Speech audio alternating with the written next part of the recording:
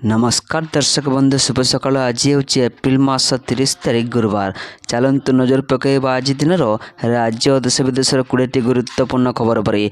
ता पूर्व जदि आप चैनल नुआ अच्छा तेज भिडटी को गोटे लाइक और शेयर करने सह चैनल को सब्सक्राइब कर आप क्यों जिलार भिडटी को देखुंत ताहा जनातु। आज प्रथम खबर, केन्दुझर जिले में ई बस सेवार उद्घाटन कले मुख्यमंत्री। जिलावासी को स्मार्ट पब्लिक ट्रांसपोर्ट सेवा जोगाई देवाई 25टी अत्याधुनिक ई बस सहित 17 कोटी टंका व्यय निर्मित आम बस डिपोर लोकार्पण कर। ई बस सेवार सबुठ बड़ विशेषत्व होर सुलभ भड़ा। मात्र 5 टंकार बस भड़ा आरंभ होतिबारु यह दैनंदिन यात्रा करुवा निम्न मध्यवित्त श्रेणीर लोकों सहायक हेबो। परवर्ती खबर, मैट्रिक रिजल्ट ने बड़ सूचना। ओडिया इंग्राजी रे मिलिबो मैट्रिक सर्टिफिकेट। ए दिन बाहर रिजल्ट। माध्यमिक शिक्षा परिषद पक्षर चलित वर्षर मैट्रिक मध्यम और राज्य मुक्त विद्यालय परीक्षाफल प्रकाश पर समस्त प्रक्रिया शेष होईची। तेबे गणशिक्षा विभाग मंत्री सचिवों अनुमति को अपेक्षा कर विभाग पक्षर सबुज संकेत मिलिले परीक्षाफल प्रकाश तारीख घोषणा करा जिवो बोली विश्वस्त सूत्र जनापड़ी।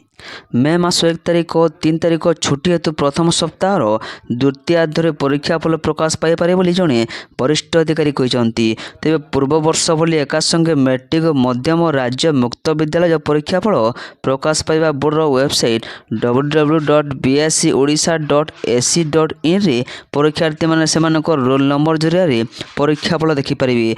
चलित थर राज्यर मोट 3082टी परीक्षा केन्द्र में प्राय 5,61,000 छात्र छात्री मैट्रिक परीक्षा देइछन्ति। परवर्ती खबर, खरा छुट्टी रे खोला रहिबो विद्यालय कार्यालय। राज्य में प्रबल ग्रीष्म प्रवाह को दृष्टि रखी सरकार चलित मास 27 समस्त विद्यालय रे ग्रीष्मकालीन छुट्टी घोषणा करिसन्ति। एही परिप्रेक्षी रे खरा छुट्टी समय विद्यालय परिचालना एवं छात्र छात्री पाठपढ़ा को नहीं माध्यमिक शिक्षा निर्देशालय पक्षर समस्त जिला अधिकारी डीईओ को स्वतंत्र निर्देशावली जारी करा जायछि, जहाको प्रधान शिक्षकों जरिया समस्त को जोगाई दिया जिवो। परवर्ती खबर, आज ट्राफिक नियम पालन न करुले कड़ा कार्यानुष्ठान नियाजिवो। आज कड़ाकड़ी जांच ट्राफिक नियम पालन करुनथिले कड़ा कार्यानुष्ठान नियाजिवो। एणिकी मालबाही जान यात्री परिवहन कले संपुक्त गाड़ीर पंजीकरण रद्द कराजिवो। एने परिवहन विभाग पक्षर सूचना दिया जायछि। एपरि अभियान आसंता मास 8 तारीख पर्यंत चलिवो। यापर समान ढंग से जांच जारी रहिबो।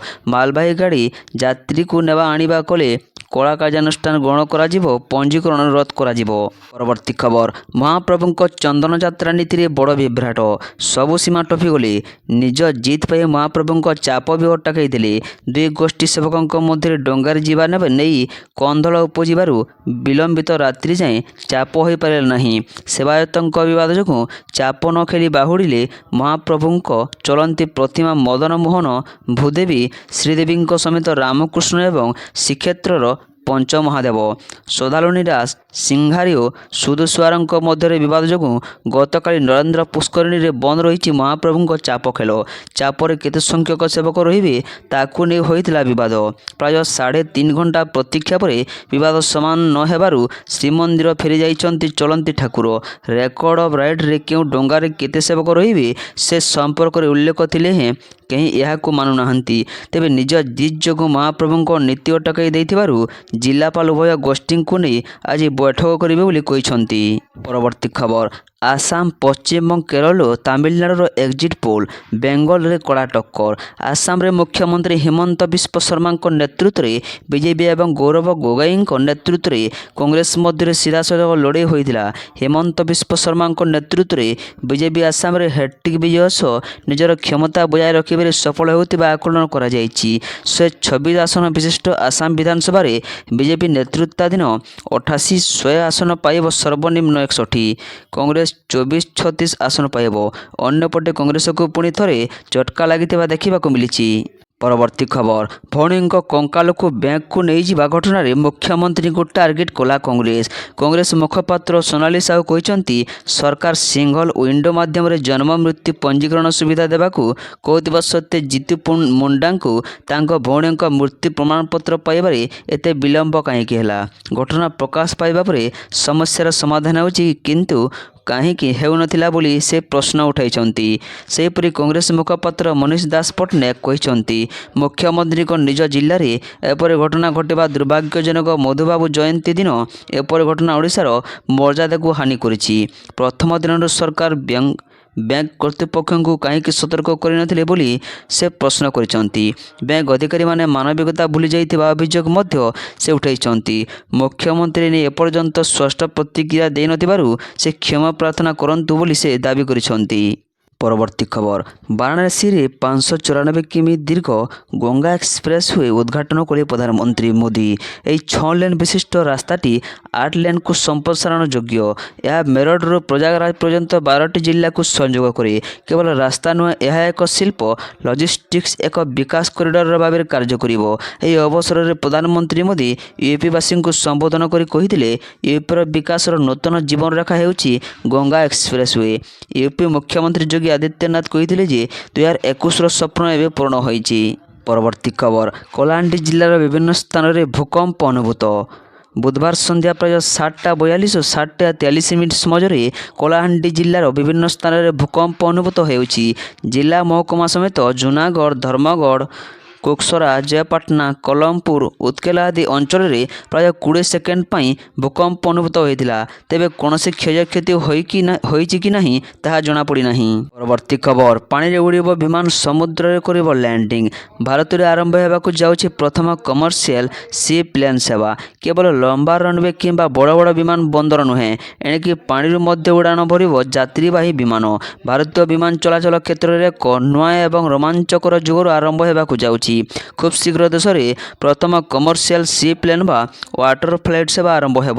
ଏଥିପାଇଁ ବେସାମରିକ ବିମାନ ଚଳାଚଳ ମହାନିର୍ଦ୍ଦେଶାଳୟ ପକ୍ଷରୁ ବିମାନ ଚଳାଚଳ ଷ୍ଟାର୍ଟ ଅଫ୍ ସ୍କାଇ ହବ୍ ଏଭିଏସନ୍କୁ ଏୟାର ଅପରେଟର ସାର୍ଟିଫିକେଟ୍ AOC ବା ବ୍ୟବସାୟିକ ଲାଇସେନ୍ସ ପ୍ରଦାନ କରାଯାଇଛି। ପରବର୍ତ୍ତୀ ଖବର, ଓଡ଼ିଶାର 3 ଜିଲ୍ଲାରେ ଭୂକମ୍ପ ଝଟକା, ଆତଙ୍କିତ ଲୋକେ। ବୁଧବାର ସନ୍ଧ୍ୟାରେ ହଠାତ୍ ଓଡ଼ିଶାର ଏକାଧିକ ଜିଲ୍ଲାରେ ଭୂକମ୍ପ ଝଟକା ଅନୁଭୂତ ହୋଇଛି, ଯାହାକି ସାଧାରଣ ଲୋକଙ୍କ ମଧ୍ୟରେ ତୀବ୍ର ଆତଙ୍କ ଖେଳାଇ ଦେଇଛି।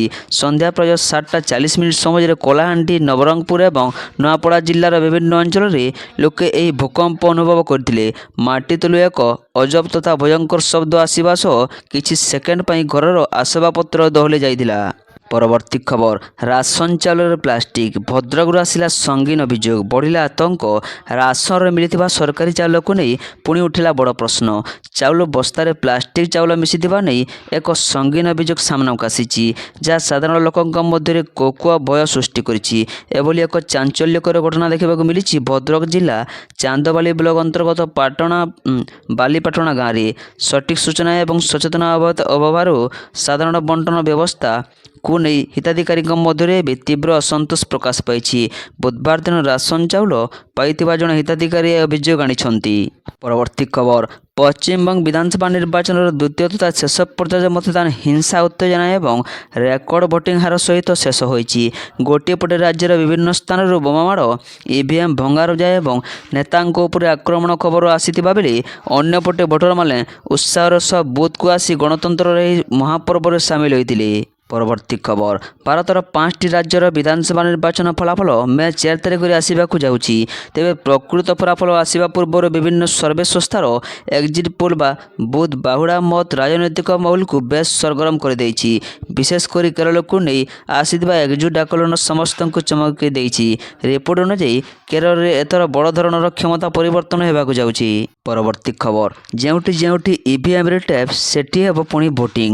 ବଡ଼ ନିଷ୍ପତ୍ତି ଶୁଣାଇଲେ ନିର୍ବାଚନ କମିଶନ। ପଶ୍ଚିମବଙ୍ଗ ବିଧାନସଭା ନିର୍ବାଚନର ଦ୍ୱିତୀୟ ଏବଂ ଶେଷ ପର୍ଯ୍ୟାୟ ପାଇଁ ମତଦାନ ଚାଲିଛି। ରାଜ୍ୟ ମୁଖ୍ୟମନ୍ତ୍ରୀ ମମତା ବାନାର୍ଜୀ ନିର୍ବାଚନ କମିଶନଙ୍କ ଉପରେ ପକ୍ଷପାତିକାର ଅଭିଯୋଗ ଆଣିଛନ୍ତି।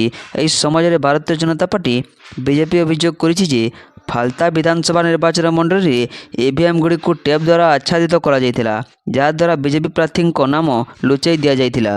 ପରବର୍ତ୍ତୀ ଖବର, ପେଟ୍ରୋଲର ଦିନ ଶେଷ।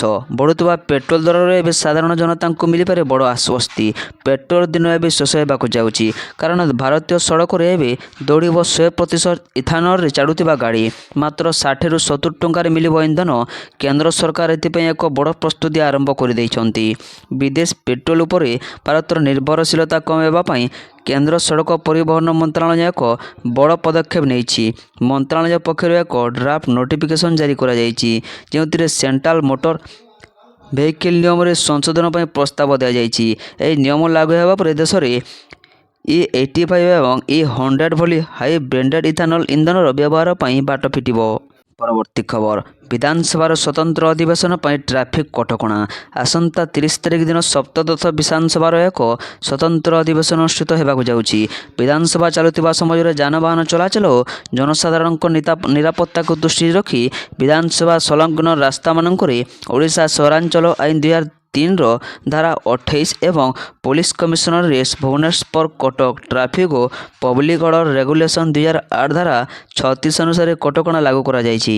ପରବର୍ତ୍ତୀ ଖବର, ଓଡ଼ିଶାର 6 ସହରରେ ସ୍ଥାପନ ହେବ 190 ଇଭି ଚାର୍ଜିଂ ଷ୍ଟେସନ।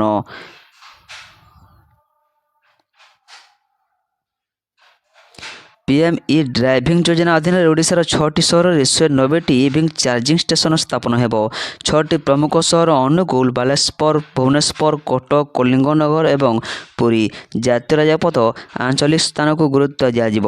ଥରେ ଷ୍ଟେସନ ହୋଇଗଲେ ରାଜ୍ୟ ପରିବହନ ପ୍ରାଧିକରଣ ବିଭାଗ ଷ୍ଟେସନଗୁଡ଼ିକ ନିଜେ ପରିଚାଳନା କରିପାରେ କିମ୍ବା ନୋଡାଲ ଅପରେଟରଙ୍କୁ ହ୍ୟାଣ୍ଡଓଭର କରିପାରନ୍ତି। ଏହି ଯୋଜନା ପାଇଁ ମୋଟ 10,900 କୋଟି ଟଙ୍କା ବ୍ୟୟବରାଦ କରାଯାଇଛି।